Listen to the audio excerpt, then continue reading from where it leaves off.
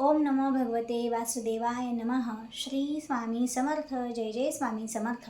नमस्कार मंडळी. सर्वांच्या मनातील सर्व चांगल्या इच्छा लवकरात लवकर पूर्ण हो स्वामींचरणी मी प्रार्थना करते आणि आजच्या व्हिडिओला सुरुवात करते. तर आजचा महत्त्वपूर्ण व्हिडिओ आहे. तर बघा, आता अधिक मासातील अगदी काहीच 5च दिवस राहिले आहेत. तर ह्या 5 दिवसामध्ये आपल्याला भरपूर सेवा करायची आहे, ज्यामुळे आपल्याला पुढे पश्चातापाची वेळ येणार नाही. आणि बघा, अधिक मास आता संपत आलेला आहे, म्हणजे 5च दिवस राहिले आहेत. तर ह्या 5 दिवसात ह्याला पंचरात्र व्रत असे म्हणतात. हे पंचरात्र व्रत तुम्ही अवश्य करा. ह्याचे सुद्धा तुम्हाला अधिक पटीने शतपटीने फळ मिळते. बघा, जेवढा जास्त वेळ होतो आपल्याला देवापर्यंत जायला, तितकं अधिक जास्त लवकर आपण देवापर्यंत जात असतो.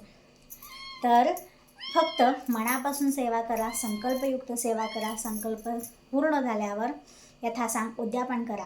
त्याचबरोबर बघा, अधिक मास आता संपत आलेला आहे. तर अजूनही तुम्ही तुमच्या कुलदेवीची ओटी भरली नसेल तर अवश्य भरा. तर येणाऱ्या आता बघा, शुक्रवार आहे, तो त्या दिवशी तुम्ही देवीची कुलदेवीची ओटी अवश्य भरू शकता. तुमच्या आईची सुद्धा तुम्ही ओटी भरू शकता. आईची ओटी भरताना आपण फक्त एवढंच की तिच्या आपण पोटी जन्म घेतला आणि ते आपण कधीच फेडू शकत नाही. ते जे परोपकार असतात आपल्यावरती, तर फक्त कृतज्ञता म्हणून आपण आईची ओटी भरायची आहे. त्याचबरोबर आपल्या कुलस्वामिनी कुलदेवी हिचीसुद्धा ओटी भरायची आहे. ओटी भरताना ओटीमध्ये आपल्याला एक साडी घ्यायची आहे, खण घ्यायचा आहे, नारळ घ्यायचा आहे, तांदूळ किंवा गहू धान्यामध्ये घेऊ शकता. त्याचबरोबर लाखेचा चुडा घ्यायचा आहे. त्याचबरोबर 33 बांगड्या घ्यायच्या आहेत काचेच्या, तर ही अवश्य घ्या. त्याचबरोबर एक खोबऱ्याचा तुकडा घ्यायचा आहे. एक मंगळसूत्र, म्हणजे आपलं डुप्लिकेट घेतलं तर चालतं. तुम्ही यथाशक्ती दान करू शकत असाल तर करू शकता. अगदीच नसेल करू शकत तर जे ओरिजिनल डुप्लिकेट असतं ते घेतलं तरीही चालतं. 1 ग्रॅममध्ये घेतलं तरीही चालतं. त्याचबरोबर चांदीची एखादी वस्तू घेऊ शकता. एक चांदीचा दिवा, 32 अनारसे, 33 अनारसे, 33 बताशे हे घेऊन, एक चांदीचा दिवा घेऊन औक्षण करून आपल्या आईचं किंवा कुलदेवीचं आणि एक तांबूल घ्यायचा आहे. आणि तांबूलशिवाय, विडा म्हणजे खाऊच्या पानाशिवाय आईचा जो ओटी आहे ना ती पूर्ण होत नाही. म्हणून अवश्य खाऊचे पान म्हणजेच तांबूल हे विड्यासाठी ठेवा. म्हणजे खाऊचं पान आणि सुपारी हे अवश्य ठेवा ओटीमध्ये. तर एक मेहंदीचा कोण ठेवू शकता, गजरा ठेवू शकता. तर अशा प्रकारे सौभाग्यवती स्त्रीची अशा प्रकारे ताट भरून घ्यायचं आहे. 5 फळं घेऊ शकता. अगदी 5 फळं नाहीच मिळाली तर तुम्ही 5 केळी घेऊ शकता आणि ह्याच्यावरती हळदी कुंकू लावून, आईला हळदी कुंकू लावून हे आईच्या ओटीमध्ये द्यायचं आहे. तर अशा प्रकारे आपण आईची ओटी भरायची आहे. आणि कुलदेवीची पण ओटी भरताना सेम हीच प्रोसेस करायची आहे. फक्त कुलदेवीला 33 वातीचा जो दिवा असतो तो लावायचा आहे. म्हणजे 33 वातीचा लावू शकता. किंवा जर तुमच्या इथे तुमच्या भागामध्ये तांब्याचे छोटे छोटे दिवे जे 20-25 रुपये डझन ह्या पद्धतीने मिळतात, 2 रुपयाला एक ह्या पद्धतीने मिळतात, तर ते तांब्याचे दिवे तुम्ही 33 घेऊन लावू शकता. जर नसतील भेटत तर तुम्ही एकच दिवा त्यामध्ये 33 वाती तिळाच्या तेलात भिजवून किंवा तुपामध्ये भिजवून लावलात आणि तो दीपदान केलात तरीही तुम्हाला ह्या सेवेचे खूप शतपटीने फळ मिळणार आहे. कारण की परत बघा, 3 वर्षांनीच हा अधिक मास येतो. मग तुम्हाला 3 वर्ष वाट पाहायला लागेल. तर पंचरात्रीमधली ही सगळ्यात प्रमुख एक सेवा आहे जी तुम्ही अवश्य करा. त्याचबरोबर पंचरात्र म्हणजेच काय आहे तर बघा, अधिक मासात आता हे शेवटचे 5 दिवस खूप महत्त्वाचे असतात. हे पंचरात्र व्रत तुम्ही संकल्पयुक्त सेवा करू शकता. तर कोणकोणत्या सेवा करायच्या आहेत तर बघा, सगळ्यात महत्त्वाचं म्हणजे विष्णू सहस्त्रनाम तुम्ही वाचू शकता, पठण करू शकता. अगदीच पठण करू शकत नसाल, वाचू शकत नसाल तर तुम्ही श्रवण करू शकता. कुठेही यूट्यूबवरती एखादा व्हिडिओ वगैरे लावून तुम्ही ऐकू शकता, मनापासून ऐका. एवढंच की त्याचबरोबर विष्णू याग करू शकता. ह्या 5 दिवस तुम्ही सत्यनारायणाची सेवा करू शकता. सत्यनारायण घरच्या घरी घालू शकता. त्याचबरोबर तुम्ही व्यंकटेश स्तोत्र ह्या 5 दिवसामध्ये कमीत कमी पठण करू शकता. ह्याचं व्यंकटेश स्तोत्राचं इतकं महत्त्व आहे. म्हणजे साक्षात भगवान विष्णू आणि माता लक्ष्मी तुम्हाला त्यांचं ते प्रसन्न होतात. म्हणजे तुम्हाला अगदी चित्तथरारक ते दर्शनसुद्धा देतात. फक्त सेवा मात्र मनापासून झाली पाहिजे. आणि ही जी व्यंकटेश स्तोत्रची जी सेवा आहे ती फक्त रात्री 12 वाजताच करायची असते. मग तुम्ही अंघोळ करून ही सेवा करायची आहे. ही सेवा करण्यापूर्वी संकल्प करायचा आहे. तुम्ही 11 वेळा 22 वेळा हे व्यंकटेश स्तोत्र जे आहे ते वाचायचं आहे. आणि शक्यतो ना संस्कृत भाषेत वाचायचं आहे, कारण की संस्कृत भाषा ही देवभाषा आहे आपली. आणि जर ज्यांना जमतच नाही अगदी संस्कृत भाषा, तर तुम्ही मराठी वाचलात तरीही हरकत नाही. पण ही सेवा अगदी मनापासून करा. बघा, तुम्हाला व्यंकटेश स्तोत्र वाचनाने तुम्हाला साक्षात भगवान विष्णू तुमच्या पाठीशी आहेत, तुमच्या आजूबाजूला आहेत आणि ते तुम्हाला दर्शन देतातच. आणि तुमच्या मनात ज्या ज्या काही इच्छा आहेत ना त्यासुद्धा पूर्ण होतात. फक्त तुम्ही अवश्य ह्या अधिक मासातल्या पंचरात्री जे आहेत 5 दिवस आहेत ना मुख्य, ह्या 5 दिवसामध्ये रोज 11-11 वेळेस जर तुम्ही वाचन केलं, 11-11 वेळेस जर जमलंच नाही तर 5-5 वेळेस तरी निदान वाचन केलं तरीही तुम्हाला ह्याचा लाभ होणार आहे. कधीच बघा देवाची कुठली सेवा केलेली वाया जात नाही. अगदीच तुम्हाला जमत नसेल ही सेवा करायला तर कमीत कमी 1 वेळा वाचन करा. आणि संकल्प करतानाच भगवान विष्णूंना विनंती करा की सौम्य स्वरूपातच मला दर्शन द्या. कारण की असे बरेच अनुभव आहेत की कुणाला सर्पाच्या रूपात, कुणाला पालीच्या रूपात अगदी भगवान विष्णूंनी दर्शन दिलेले आहे. मग बऱ्याच वेळा कुणाला असं भीतीदायकही वाटलेलं आहे. पण ही सेवा अजिबात मध्येच खंड पाडू नका. जरी तुम्हाला काही दर्शन घडलं तर मनापासून ते सेवा पूर्ण करा. 5 दिवसाची करू शकता, 3 दिवसाची करू शकता, 1 दिवसाची सुद्धा करू शकता. मग 1 दिवसाची करायची आहे तर कमीत कमी 11 वेळेस व्यंकटेश स्तोत्र तुम्हाला रात्रीचं वाचायचं आहे. आणि 1 वेळेस व्यंकटेश स्तोत्र वाचताना कुणाला 18 ते 20 मिनटं लागू शकतात. तुमच्या वाचनाच्या स्पीडवर अवलंबून आहे. तर ह्या पद्धतीने तुम्ही ह्या 5 दिवसामध्ये ही सेवा करू शकता. आणि उद्याचा दिवस तर अति महत्त्वपूर्ण आहे, कारण की एकादशी आहे आणि गुरुवार आहे. भगवान विष्णूंना अत्यंत समर्पित असा वार आहे. नक्कीच ही सेवा करा. जर ही जमलीच नाही एखाद्याला तर मी कोणती करू मग सेवा, मला जास्त फार काळ बसायला जमत नाही, रात्रीचं जमणार नाही, असं काही व्यक्ती असतील तर त्यांनी दिवसाची ही सेवा 3 वेळा पठण करून अवश्य करू शकता. त्याचबरोबर अगदीच ज्यांना 20-20 मिनटं म्हटलं तर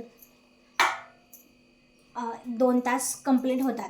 म्हणजे जरी 3 तास 3 वेळा वाचायचं म्हटलं तर एवढा वेळ जरी कुणाकडे नसेल देवासाठी, तर कारण की धकाधकीचं आयुष्य आहे, प्रत्येकाच्या जीवनामध्ये धावपळ आहे, तर तुम्ही कमीत कमी ओम नमो भगवते वासुदेवाय नमः या मंत्राचा 11 वेळा तरी संकल्पयुक्त पद्धतीने नामस्मरण सेवा करा. म्हणजे 108 वेळा 1 माळ अशा पद्धतीने 11 माळी जप करा. कमीत कमी हे 5 दिवस ह्याचं शतपटीने फळ मिळणार आहे.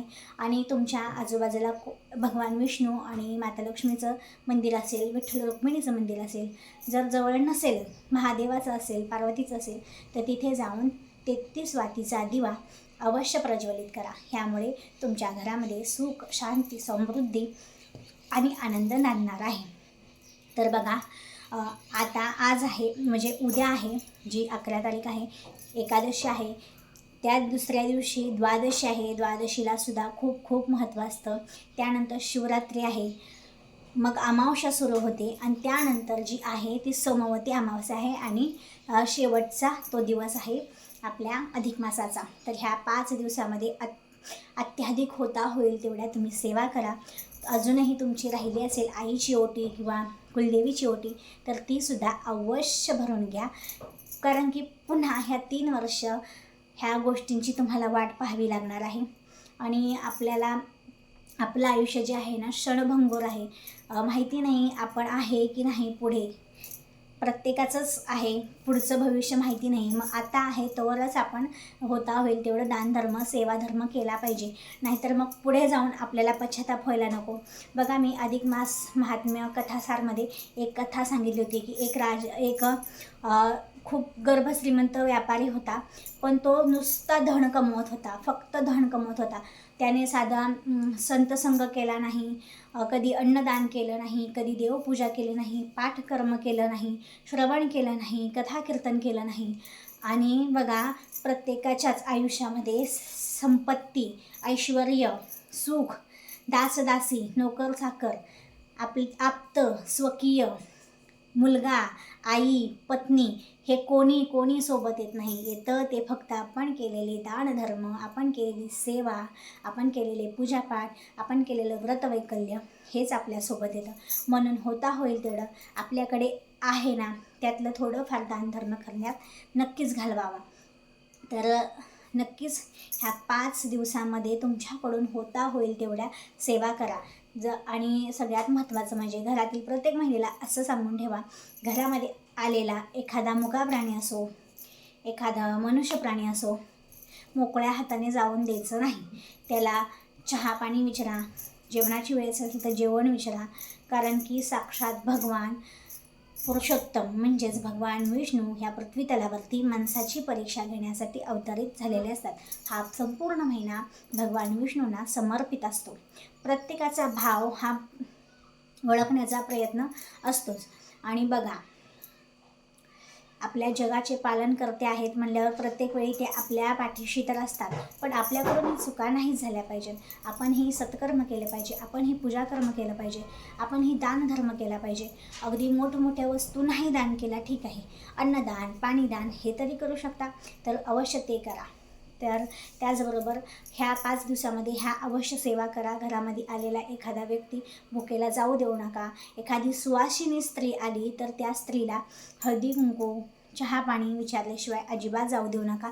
नुसतं विचारायचं नाही तर आग्रहच करायचा आहे, जणू काही ती आपल्या घरी आलेली माता लक्ष्मीच आहे ह्या पद्धतीने. आणि त्याचबरोबर ह्या 5 दिवसामध्ये होता होईल तेवढी तुम्ही नामस्मरण सेवा करू शकता. त्याचबरोबर गुरुचरित्राचे पारायण करू शकता, स्वामीचरित्र सारामृताचे पारायण करू शकता, भगवद्गीतेचा 15वा अध्याय वाचू शकता. तर ह्या ज्या आहेत सेवा तुम्ही भगवान विष्णूला संकल्पयुक्त सेवा करा. आणि संकल्पयुक्त सेवा केलेली कधी पण फळ देते. जर तुम्ही असंच सेवा करत असाल तर ती सेवा देवापर्यंत पोहोचत नाही असं म्हणतात. म्हणून संकल्पयुक्त सेवा करा आणि तुमच्या मुलांकडूनही करून घ्या, कारण की आपल्या मुलांना आपणच हे संस्कार हे दिले पाहिजेत आणि अंगीकारले पाहिजेत. तर ह्या पद्धतीने ह्या सेवा करा. त्याचबरोबर मुख्य म्हणजे गोदान तर आपण ह्या अधिक मासामध्ये करू शकत नाही, प्रत्येकाची परिस्थिती वेगवेगळी असते. पूर्वीच्या काळी गर्भश्रीमंत लोक होती, राजा महाराजा होते, गोठे मोठे मोठे होते, तर ते अगदी सहजरित्या गोदान वगैरे करू शकत होते. पण आपण गोदान करू शकत नाही, पण गाईला चारा आपण नक्की घालू शकतो. त्याचबरोबर गाईला आपण गुळपोळीच चारू शकतो. ह्यामुळे सुद्धा गोग्रास दिल्यामुळे सुद्धा आपल्या ज्या काही आयुष्यात अडचणी आहेत, दुःख आहेत, ते दूर होतात आणि 33 कोटी देवता म्हणजे 33 प्रकारचे देवता आपल्यावरती प्रसन्न होतात. तर ह्या ज्या आहेत सेवा त्या अवश्य करा. त्याचबरोबर आजचा हा माहितीपूर्ण व्हिडिओ मी इथेच थांबवते. व्हिडिओ आवडला असेल तर लाईक करा, नसेल आवडला तर डिसलाईक करा. तुमचा अभिप्राय अवश्य कळवा कमेंट बॉक्समध्ये. ओम नमो भगवते वासुदेवाय नमः. ओम श्री लक्ष्मी देवोभ्यो नमः. श्री स्वामी समर्थ. जय जय स्वामी समर्थ. लिहायला अजिबात विसरू नका. स्वामी कृपेसाठी आणि माता लक्ष्मी आणि भगवान विष्णूच्या कृपेसाठी. धन्यवाद.